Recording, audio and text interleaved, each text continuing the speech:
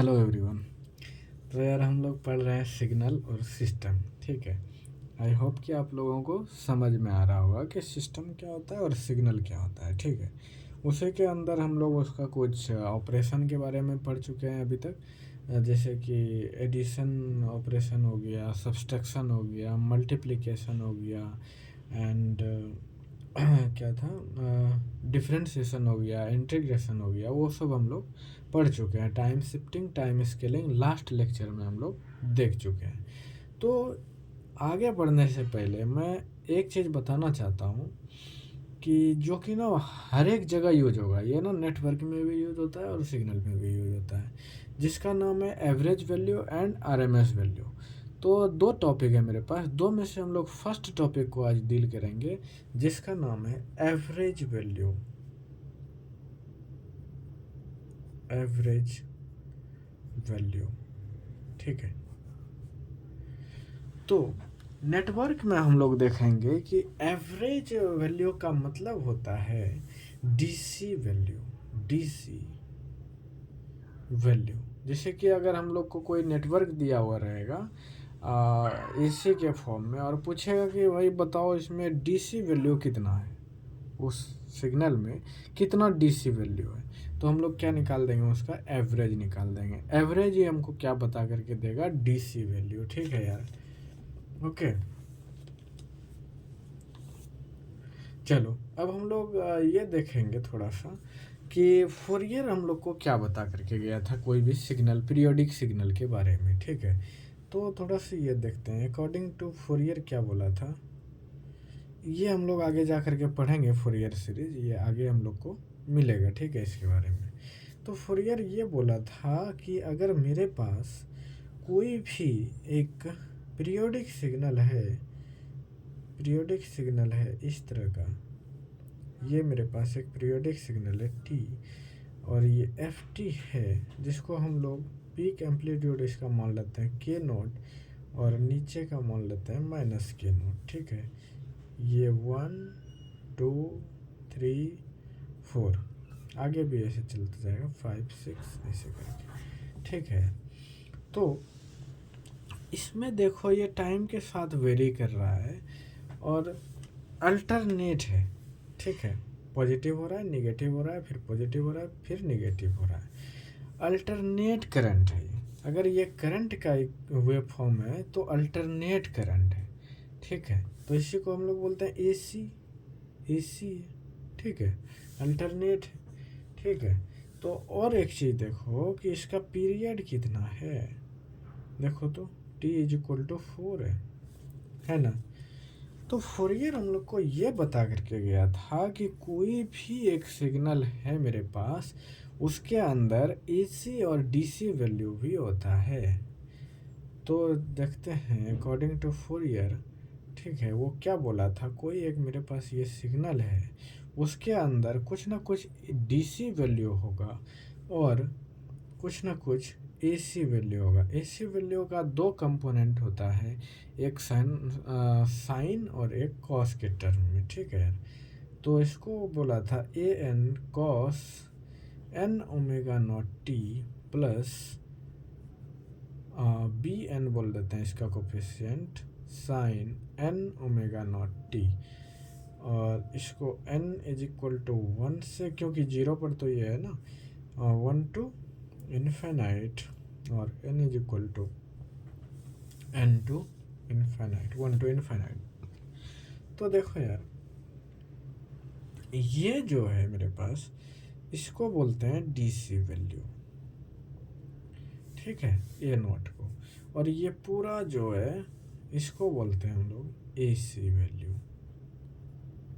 ठीक है, इसको खोल भी सकते हो भाई, खोल भी सकते हो ना, तो हम लोग खोलेंगे नहीं यहाँ पे, या क्या करें यार, एक बार खोल लेते हैं ना एफ ऑफ टी को, उससे हमको ये इसका कंपोनेंट वाइज निकालने में इजी रहेगा। ठीक है, तो चलो इसको खोलते हैं। तो इसको क्या लिख लेंगे, F T is equal to A not plus A one cos N omega not T 1 करके लिखें, plus A two cos N लिख दिए क्या, यहाँ पे 1 ही रहेगा ना, तो 1 का तो ओमेगा नॉट टी हो जाएगा, 2 omega not T plus A3 cos 3 omega not T plus इस तरह से चलेगा। ठीक है, अब इसको तोड़ते हैं तो इसको क्या हो जाएगा, P1 sine omega not T plus B2 sine 2 omega not T plus like that चलते रहेगा भाई। ठीक है, अब हमको क्या करना है, इसको कैलकुलेट करने से पहले, A0 को कैलकुलेट करने से पहले हम लोग एक चीज़ जानना चाहते हैं। ठीक है, जो कि आगे जा कर के यूज होने वाला है। ठीक है, तो वो क्या है कि साइन जो मेरा है, साइन कैसा फंक्शन है, sign omega not T D T, ये क्या हो जाएगा, साइन जो है, साइन का वेव फॉर्म कैसा होता है भाई, देखो तो ये है मेरा साइन का वेव फॉर्म। ठीक है, तो देखो तो ये क्या है यार, यहाँ पे देखो, एक पीरियड यहाँ से यहाँ तक लेते हैं ना, इधर पॉजिटिव है इधर निगेटिव है।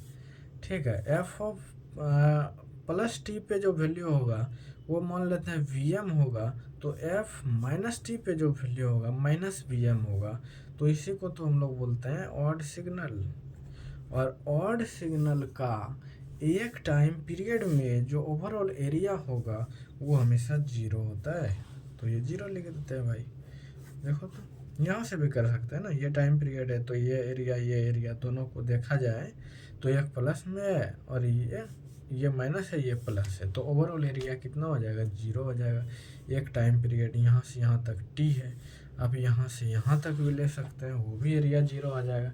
ठीक है यार, तो ये था आपको समझने के लिए। ठीक है, अगर हम लोग और इसमें थोड़ा सा देखें कि साइन 2 ओमेगा नॉट टी क्या आ जाएगा डी टी, ये क्या आ जाएगा एक टाइम पीरियड में। यहाँ पे देखो यार क्या करती है हम लोग कि जो फ्रीक्वेंसी है इसका वो कितना हो गया है 2 ओमेगा नॉट टी, मतलब इसका क्या है कि मेरा जो साइनसॉइडल सिग्नल है वो ज़्यादा नज़दीक हो जाएगा। ठीक है यार, ये इसका टाइम पीरियड जो है वो कम हो जाएगा। ठीक है, अब यहाँ पे तो टी ही लेते हैं ना, बट अगर इस दोनों का कंपैरिजन किया जाए तो इसका जो टाइम पीरियड है और इसका जो टाइम पीरियड है, इसका टाइम पीरियड इसके रिस्पेक्ट में हाफ हो जाएगा, क्योंकि इसका फ्रीक्वेंसी डबल है ना, फ्रीक्वेंसी डबल होगा तो टाइम पीरियड हाफ हो जाएगा, क्योंकि टी इज इक्वल टू होता है 1/f। अगर फ्रीक्वेंसी डबल होगा तो टाइम पीरियड हाफ हो जाएगा। ठीक है यार, इन्वर्सली प्रोपोर्शनल है ना। ओके, तो ये आई होप आपको समझ में हो गया होगा। ठीक है, तो इसका भी अगर देखा जाए तो 1 एक टाइम पीरियड में एरिया इसका भी 0 है। ठीक है यार, अब हम लोग चलते हैं कॉस पे। ठीक है, कॉस का एरिया देखो तो 0 से एक टाइम पीरियड में कॉस एन जनरली लेके चलते हैं ना, क्योंकि इससे हार्मोनिक से तो फर्क नहीं पड़ रहा है ना, वो तो फ्रीक्वेंसी दिखा रहा है। ठीक है, N omega not T D T, इसका वैल्यू कितना हो जाएगा कॉस का, देखो तो एक टाइम पीरियड में क्या होता है, ऐसे होता है ना कॉस सिग्नल, ये तो देखो यहाँ से यहाँ तक, इसका भी देखो एरिया तो 0 आ रहा है, बट ये इवन सिग्नल है यार, ऑड नहीं है, ये इवन सिग्नल है, फिर भी इसका एक टाइम पीरियड के अंदर जो एरिया आ रहा है इंटीग्रेशन वो 0 आ रहा है। ठीक है, ठीक है यार, ये 0 आ रहा है। ओके, और क्या जानना है हमको, एक और चीज़ जानना है हमको जो कि ज़रूरी है हमको आगे के कैलकुलेशन के लिए। ठीक है यार, तो आगे का कैलकुलेशन हमको क्या करना है, सबसे पहले हमको निकालना होगा यहाँ पे 1 मिनट,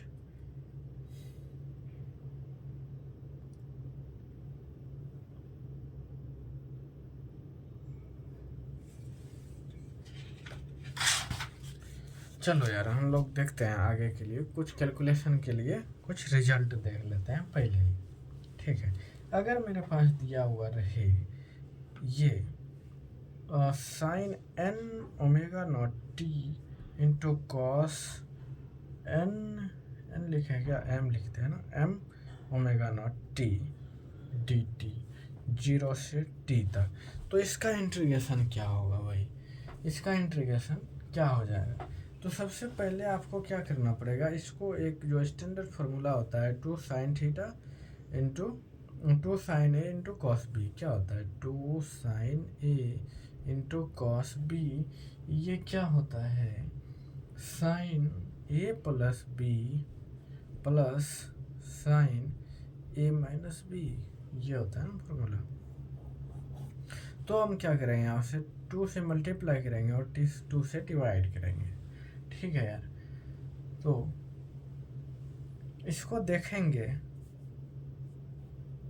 देखो तो हाफ, इसको तोड़ो पूरा को, sine n plus m omega not t plus plus plus sine n minus m omega not t dt। अगर अलग अलग किया जाए तो यहीं पे कर सकते हैं ना, हाफ यहाँ पे कर देते हैं 0 से t 0 से t। देखो तो ये कुछ भी कांस्टेंट है ना, तो साइन ओमेगा नॉट टी ये भी 0 होता है और ये भी 0 होता है, तो ओवरऑल ये भी 0 ही हो गया मेरे पास, ठीक है यार, ये भी 0 ही हो गया मेरे पास। चलो अब आगे देखते हैं, ये सब कैलकुलेशन है और आपको ना सिग्नल सिस्टम की कैलकुलेशन थोड़ा सा आपको ध्यान में रख के ही चलना पड़ेगा, ठीक है यार, क्योंकि सिग्नल सिस्टम में बहुत ही ज़्यादा कैलकुलेशन हैं, ठीक है। तो चलो एक और चीज़ देखते हैं, 0 से t है और एक है sine n omega not t और into sine m omega not t, ठीक है। तो इसका भी तो एक स्टैंडर्ड फार्मूला होता है 2 sine A into sine B। इसका जो फार्मूला होता है cos A minus B, sine में तो cos में आ रहा है ना, minus cos A plus B, ये फार्मूला होता है, ठीक है यार। तो इस फार्मूला पे जस्ट इसको पुट करना है भाई, पुट करना है, तो चलो पुट करते हैं इसको। तो पहले तो वही 2 से मल्टीप्लाई करना पड़ेगा, 2 से डिवाइड करना पड़ेगा, ठीक है। ऐसा कर दिए, 0 से t इसको कर देते हैं तो cos A माइनस B हो जाएगा ना, n minus m omega not t, ठीक है, minus cos A plus B n plus m omega not t dt, ये आया, ठीक है भाई। तो इसको क्या करें अब, देखो तो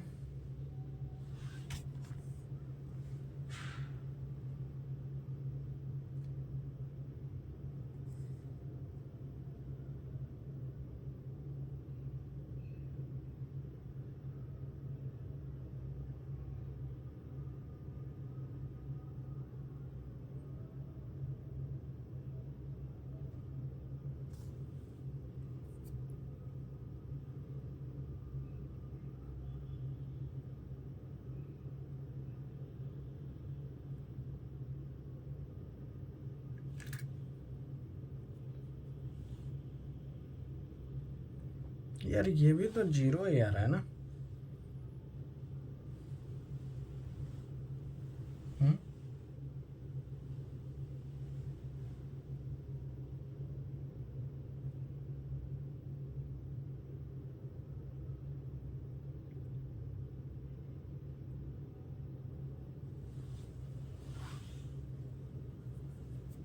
देखो तो ये भी तो 0 ही आएगा, ये भी 0 ही आएगा भाई।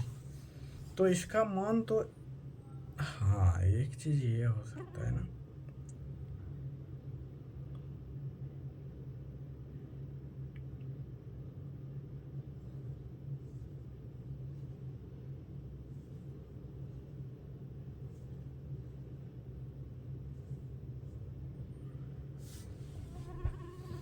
इसका मान तो 0 आया, इसका भी 0 आ गया, ठीक है। अगर n is equal to m हो जाए तब क्या होगा,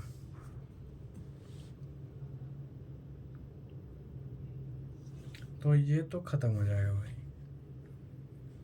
ये तो 0 हो जाएगा और cos 0 0 ही होता है, लेकिन ये बच जाएगा और ये क्या हो जाएगा, चलो उसको कैलकुलेट करते हैं। हाफ 0 से t माइनस कॉस 2 n लिखो या m लिखो, n लिख देते हैं, ओमेगा नॉट t हो जाएगा, ये हो जाएगा। ठीक है, इसको करो। कॉस का इंटीग्रेशन क्या होता है भाई? साइन, माइनस पहले से, साइन 2n बाई 2 हो जाएगा, और 0 से t तक चलेगा, हाफ, माइनस हाफ पहले से ही है ना। तो चलो इसको करते हैं भाई, हायर इंटीग्रेशन पहले पुट करते हैं ना, साइन 2t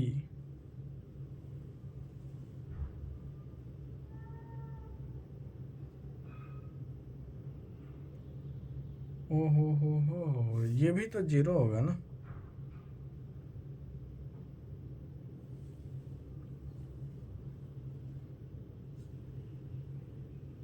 ये भी तो 0 होगा ना।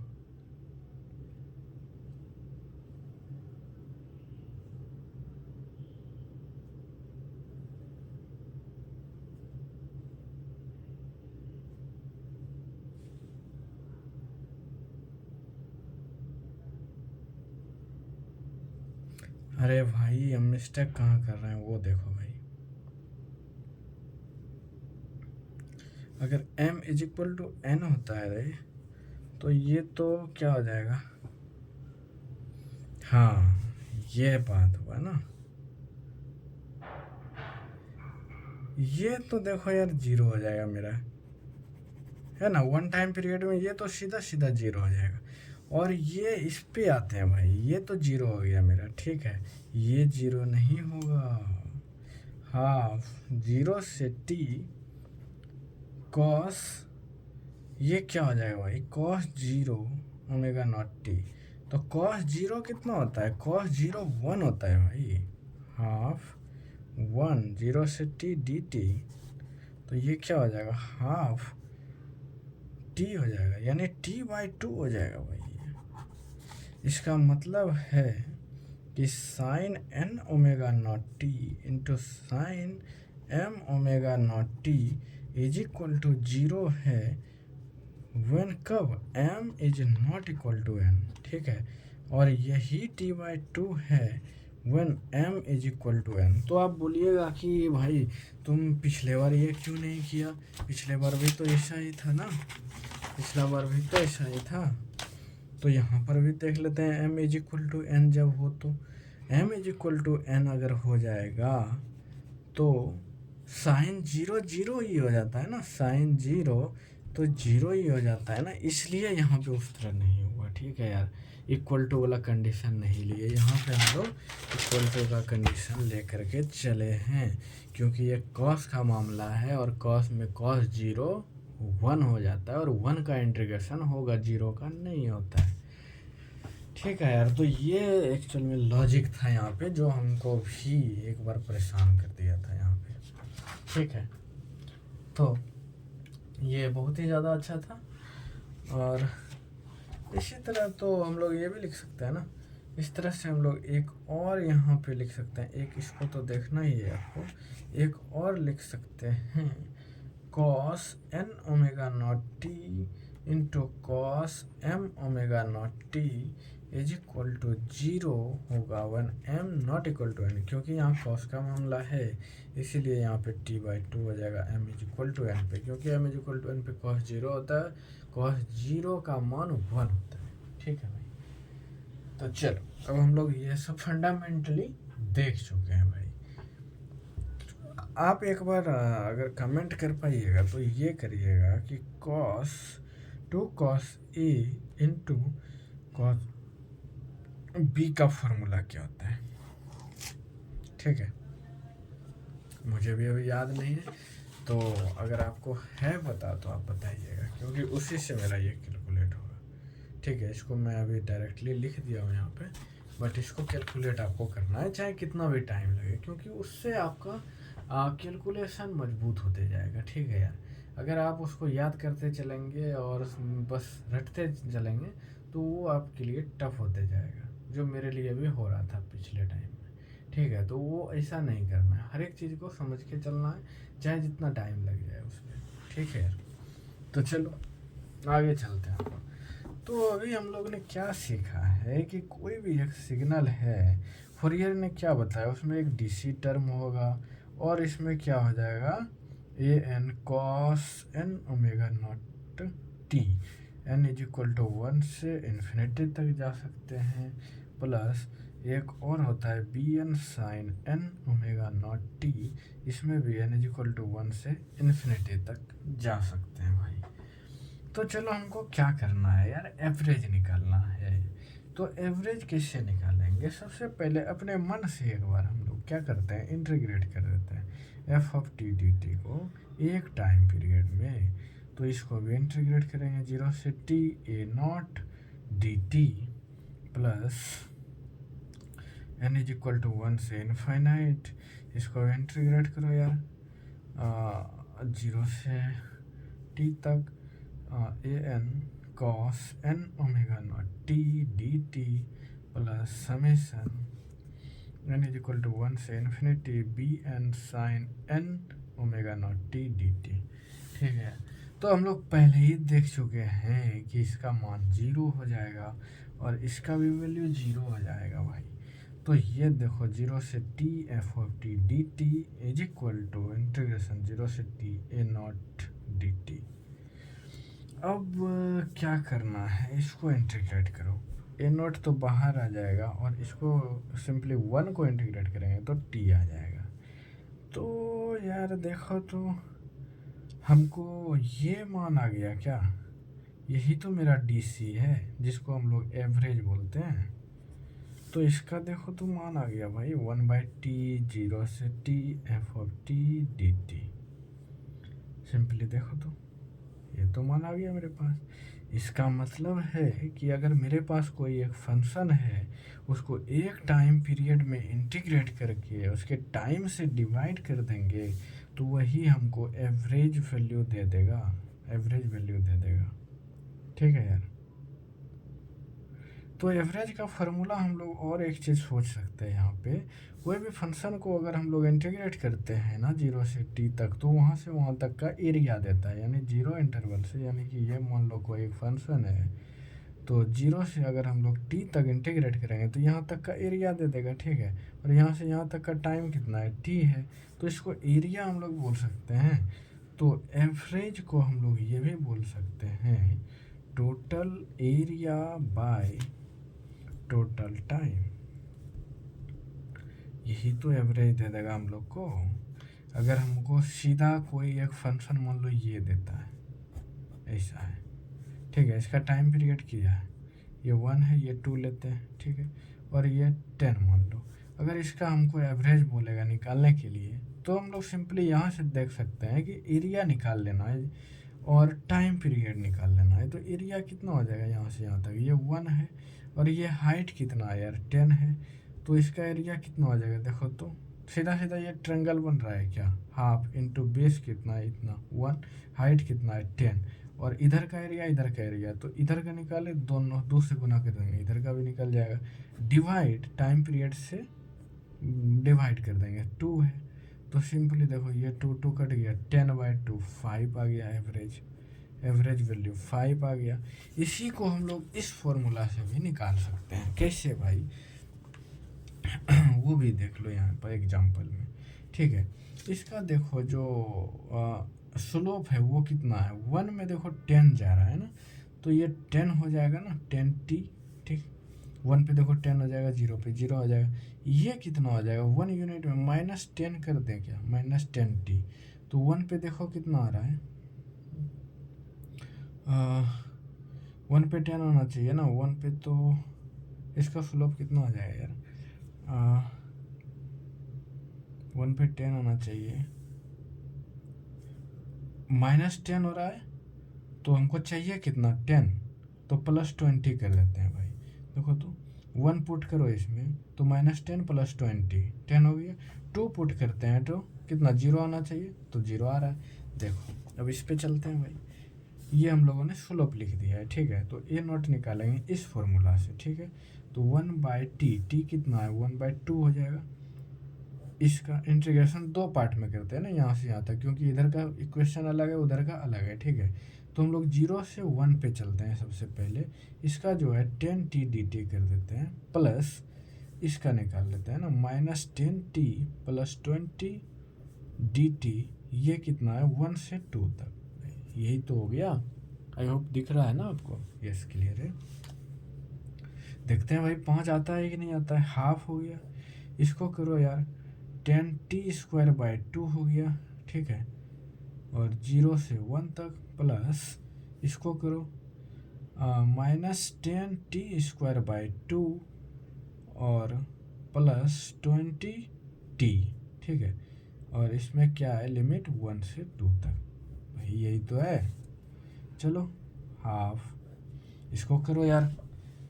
तो 10/2 पहले हायर लिमिट करेंगे तो 1 का तो वही हो जाएगा, 0 पुट करेंगे तो सिंपली 0 हो जाएगा, प्लस इसमें पहले 2 का एक बार लिमिट पुट करो, -10 2 का करेंगे तो इंटू 4/2 प्लस ये कितना हो जाएगा, 20 गुना 2, तो 20 दूनी 40 हो जाएगा। ये हो गया, ठीक है। माइनस अब यार इसका ये लोअर लिमिट पुट करो, ठीक है। तो -10/2, क्योंकि 1 का स्क्वायर तो 1 ही रह जाएगा ना, प्लस 20, ये तो आया। हाफ, ये कितना हो जाएगा, 5 प्लस ये कितना हो जाएगा, देखो तो 2 दूनी 4 2, तो -20 प्लस 40 माइनस ये कितना हो जाएगा, 5 -5 प्लस 20। देखो हाफ 5, ये कितना हो जाएगा, प्लस 20 हो जाएगा ना, प्लस 20 माइनस ये कितना हो जाएगा, 15, ठीक है यार। तो देखो तो 15 में यहाँ पे करते हैं ना, ऐसे करते हैं, हाफ 15 सीधा घटा दो ना इसमें, 20 - 10 हो जाएगा। देखो तो हाफ इंटू 10 कितना आया भाई, 5 आया क्या। तो देखो इतना बड़ा कैलकुलेशन जो हुआ मेरे पास, इसको हम लोग शॉर्ट कर दिए इस फॉर्मूला से। क्योंकि हम लोग जानते हैं ना, जो कोई भी इंटीग्रेशन होता है उसको इंटीग्रेट अगर करते हैं तो वो हम लोग को क्या करता है, उस फंक्शन का एरिया दे देता है। और ये टाइम पीरियड से डिवाइड कर रहे हैं अगर, तो वही तो हमको एवरेज वैल्यू दे रहा है यहाँ पे। तो अगर सोचो हम लोग यहाँ से ये दिमाग नहीं लगाते कि ये जो फंक्शन है इंटीग्रेशन वो एरिया देता है और टाइम पीरियड से डिवाइड कर देता है उस एरिया को, तो हमको एवरेज वैल्यू मिल जाता है। तो देखो यार कितना इजी हो गया। अगर ये नहीं पता होता है, सिंपली हम लोग फंडामेंटल रूल से जाते हैं इस फॉर्मूला से, तो कितना बड़ा होता है। तो आपको ये समझ में आ गया होगा कि इस फॉर्मूला का मतलब क्या है, ठीक है। इसको हम लोग लिख सकते हैं total area under 1 time period, ठीक है। क्योंकि एक टाइम पीरियड के अंदर का एरिया है ना ये, 0 से t तक, बाय टाइम पीरियड कहो या टोटल टाइम कहो, टोटल टाइम पीरियड इसको बोलते हैं ना, टाइम पीरियड, क्योंकि बुक में आपको यही लिखा हुआ है, total area under 1 time period by time period gives average value, ठीक है। तो ये बहुत ही इम्पोर्टेंट है। एक नोट करके एक और चीज़ लिखना है, नोट। एक मेरे पास डिवाइस होता है जो कि अगर हम लोग किसी भी जगह पे, मान लो मेरे पास ऐसी एक वायर गया घर में, उसमें हमको देखना है कि डीसी वैल्यू कितना है, तो वो हमको मेजर करके देता है। उसका नाम है पीएमएमसी मीजर देखना यार, स्पेलिंग को मत देखना, मीजर एवरेज वैल्यू, मेजर को रीड को पीएमएमसी रीड एवरेज वैल्यू या मेजर एवरेज वैल्यू, इसको थोड़ा सा यार वो रखना, ठीक है। तो आई होप कि ये आपको ना एकदम परफेक्टली इस एग्जाम्पल से समझ में आ गया होगा, ठीक है। यार वी आर इंजीनियर्स ना, उतना तो चलता है ये सब रफ कैलकुलेशन, ठीक है यार। क्या करोगे नोट्स बना करके, वो सब कुछ भी नहीं है, ठीक है। तो आई होप कि आपको एकदम 100% समझ में आ गया होगा। नहीं आया तो यार कमेंट करो, ठीक है यार। ओके, तो चलो यार आगे देखते हैं आगे क्या पढ़ना है। एक चीज जो हमको लगता है कि वो आप लोगों के साथ डिस्कस करना चाहिए वो क्या है, मैं देख रहा हूँ, ठीक है यार, उसको भी डिस्कस करना चाहिए आई थिंक। तो आई मतलब हमको ऐसा लगता है कि एवरेज में आपको अब कोई प्रॉब्लम नहीं होगा, ठीक है यार। एक चीज़ और मैं बताता हूँ यहाँ पे कि जैसे कि एक मान लो मेरे पास ये सिग्नल है, ठीक है, π/2 पाई टू पाई ऐसा है, ठीक है। और इसी को हम लोग रेक्टिफाई कर देते हैं, रेक्टिफाई, तो ये क्या हो जाता है ऐसे ऐसे π/2 इसका देखो जो टाइम पीरियड है, फंडामेंटल टाइम पीरियड टी, वो क्या है 2 है। रेक्टिफाई करते हैं तो टाइम पीरियड पाई हो जाता है, टाइम पीरियड बदल जाता है इसका, लेकिन टाइम पीरियड तो बदल गया, एवरेज वैल्यू बदलेगा क्या इसका? देखते हैं थोड़ा सा एवरेज वैल्यू बदलता है क्या, क्योंकि टाइम पीरियड तो बदल गया, है ना। तो इसको देखने का क्या मतलब है कि ऐसा सोचो कि मेरे घर में कोई लाइन आ रहा है, ठीक है, और वो तार से लाइन आ रहा है, वो इस तरह का लाइन है, तो उसमें एवरेज वैल्यू तो छुपा हुआ है ना। तो अगर हम लोग रेक्टिफाई कर देते हैं उस सिग्नल को, डीसी में बदल देते हैं, तो उसमें एवरेज वैल्यू बदल जाता है या वही रहता है? ये तो सोचने वाला बात है ना, कि हो सकता है मेरा जो एसी वैल्यू है वो भी कन्वर्ट हो जाए डीसी में, ऐसा होता है क्या रेक्टिफाई करने से?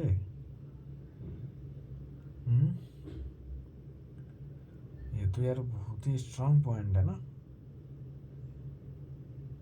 इसको हम लोग कैसे सोच सकते हैं यार, तो बहुत ही मस्त पॉइंट हमको मिल गया यहाँ पे कि मान लो मेरे पास ये एक सिग्नल है,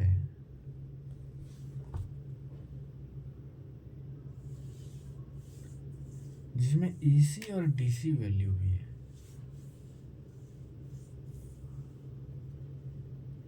और ये मेरे पास एक डीसी वैल्यू है जिसमें करंट का डायरेक्शन नहीं बदल रहा है, इसमें करंट का डायरेक्शन बदल रहा है, तो ये अल्टरनेट हो गया और ये डायरेक्ट करंट है। ये एसी है और ये डीसी है, एसी के अंदर छुपा हुआ होता है डीसी वैल्यू, ठीक है। तो जो छुपा हुआ वैल्यू है वो चेंज हो जाता है क्या रेक्टिफाई करने से? चलो वो हम लोग देखते हैं, ठीक है। तो इसका एवरेज निकालते हैं। ये जो है मेरा सिग्नल है साइन साइन टी, ठीक है। चलो इसका निकालते हैं, ये वी एम है, तो वी एम साइन टी करते हैं, V M sine T D T, कहाँ से कहाँ तक? 0 से 2 पाई तक, ठीक है। और इसका भी निकालते हैं, ये भी तो वी एम साइन टी है, ये भी तो वी एम साइन टी है डी टी, लेकिन ये 0 से पाई तक ही है। और एवरेज वैल्यू निकालने के लिए हमको टाइम पीरियड से डिवाइड करना पड़ता है, 2 पाई हो जाएगा, ठीक है यार।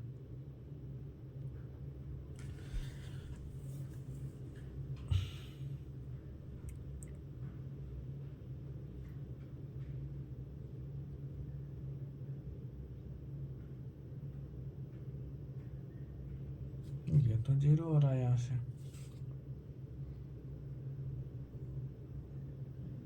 मगर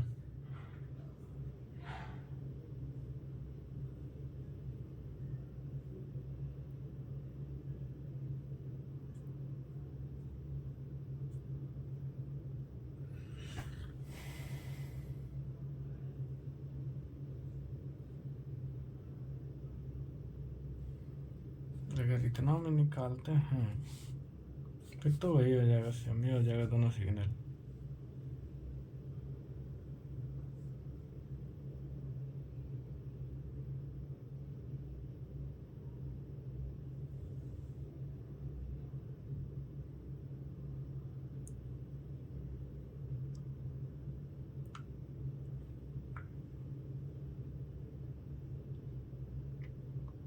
तो इसमें मेरा कैसे निकलेगा यार, डीसी एक टाइम पीरियड में अगर हम निकालना चाहते हैं तो वो कैसे निकलेगा?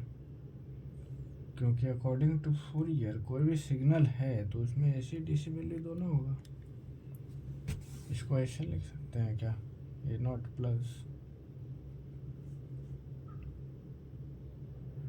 n इज इक्वल टू 1 से infinite b N sine N omega not t, ठीक है। प्लस कॉस वाला टर्म तो जीरो होगा इसमें,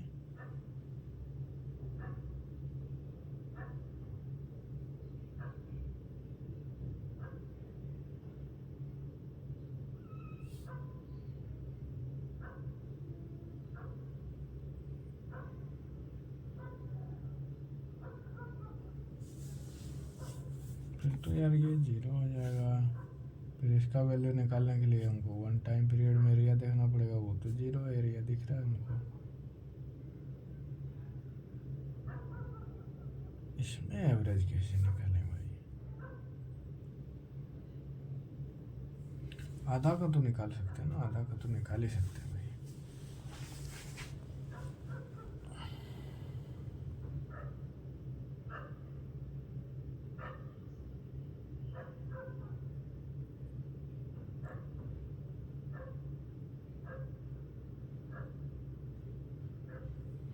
तो इसमें तो एवरेज वैल्यू जीरो दे रहा है, एवरेज तो जीरो दे रहा है यहाँ पे। इसमें एवरेज निकाल सकते हैं ना। इसको थोड़ा सा यार सोचने वाला है कि फूरियर बोलता है कि कोई भी सिग्नल है उसमें एसी डीसी मिक्स है, ठीक है मिक्स है बोला बोला, लेकिन वहाँ से निकालें तो इसमें एसी डीसी वैल्यू जीरो आ रहा है। अच्छा अभी तो क्लियर हो गया। फूरियर बोला, ठीक है, फूरियर बोला कि उसमें एसी डीसी होगा, तो ये नहीं ना बोला कि उसमें होगा ही। कोई भी सिग्नल है उसमें डीसी नहीं भी हो सकता है, कोई सिग्नल है उसमें एसी नहीं भी हो सकता है भाई, ठीक है ना। वो बोला ऐसा कंपोनेंट होता है हर एक सिग्नल में, लेकिन हो सकता है वो कंपोनेंट जीरो हो, ये थोड़ी ना बोला जीरो नहीं होगा। तो यार ये तो ठीक है बोला था, बट इसमें नहीं है, एवरेज वैल्यू जीरो है इसका, साइन का एवरेज वैल्यू जीरो है, सिंपल सी बात है। उसको रेक्टिफाई करते हैं तभी तो हमको एवरेज जीरो मिल रहा है यार। कोई भी मान लो अगर हमको एसी मोटर है, डीसी मोटर है, अगर एसी में हम लोग लगा देते हैं, अगर थोड़ा सा भी उसमें डीसी वैल्यू होता तो ये मोटर चलना चाहिए ना यार, नहीं चलता है भाई जब तक उसको रेक्टिफाई करते नहीं। अगर रेक्टिफाई करेंगे तब इसमें आ जाएगा एवरेज वैल्यू, देखो तो सिंपली आ जाएगा ना। देखो ये क्या हो जाएगा, जीरो से पाई तक करेंगे, 1/पाई से वो करना पड़ेगा ना, क्योंकि टाइम पीरियड तो यहाँ पे पाई है, और V M sine T D T. Sine का क्या हो जाएगा, integration cos V M cos T, ठीक है, और 1/पाई है, जीरो से पाई तक करेंगे भाई, तो 1/पाई है माइनस, इधर वी एम को बाहर करा देते हैं ना, minus cos pi, minus minus plus हो जाएगा कॉस जीरो। तो कॉस जीरो, कॉस पाई कितना होता है भाई देख लो,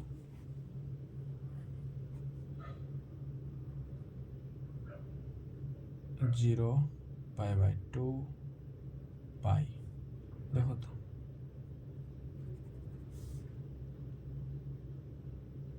कॉस पाई कितना हो जाएगा,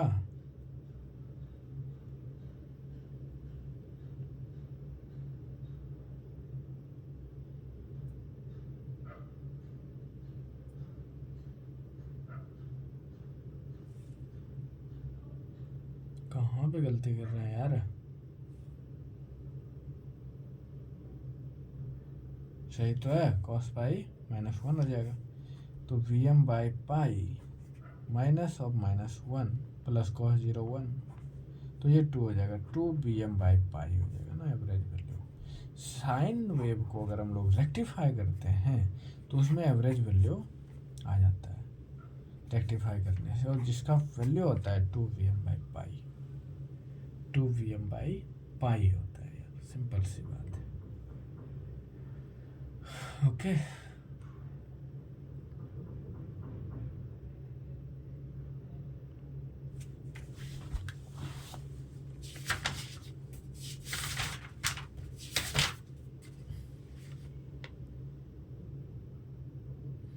यार इसको थोड़ा सा ना मैं और क्लियर करूँगा जब हम लोग फुरियर सीरीज पढ़ेंगे, ठीक है। वो स्टेटमेंट मेरे को अभी याद नहीं आ रहा है कि फुरियर एग्जैक्ट स्टेटमेंट क्या था उसका, ठीक है। वो ये बोला था कि उसमें कोई भी एक सिग्नल है उसमें AC DC वैल्यू होगा ही होगा, सिर्फ कंपोनेंट होना और वैल्यू होना बोथ आर डिफरेंट। कंपोनेंट तो है बट कंपोनेंट जीरो भी हो सकता है। अगर वैल्यू बोला होगा तो फिर तो यार सोचना पड़ेगा इसमें कि क्या करना चाहिए, ठीक है भाई। तो चलो यार जितना बताया आई होप कि आपको उतना तो कम से कम एकदम 100% क्लियर हो गया होगा, ठीक है यार।